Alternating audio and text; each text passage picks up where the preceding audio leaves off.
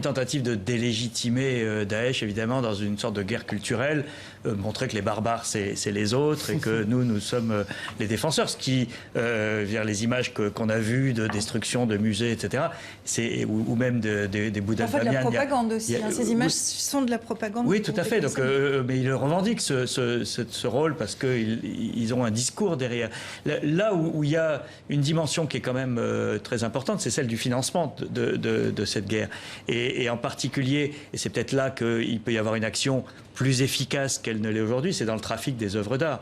Parce que quand on dit ils détruisent Palmyre, où il s'est passé la même chose ailleurs, par exemple en Libye, il n'y a pas seulement la destruction, il y a le pillage pour revendre sur les marchés internationaux. Et là, il se passe quelque chose d'assez nouveau d'ailleurs, c'est que j'avais un petit peu travaillé sur la question l'année dernière. En Europe, on connaît les acheteurs potentiels. Il y a un contrôle parce qu'il y a eu trop de cas dans le passé. Mais il se trouve que les ventes aujourd'hui se sont déplacées vers les pays du Golfe eux-mêmes et vers l'Asie.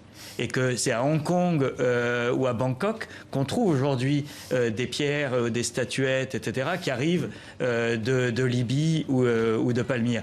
Et là, il y a une vraie action qui peut être rendue plus facile, ou en tout cas moins problématique, par des résolutions de l'ONU ou une organisation internationale.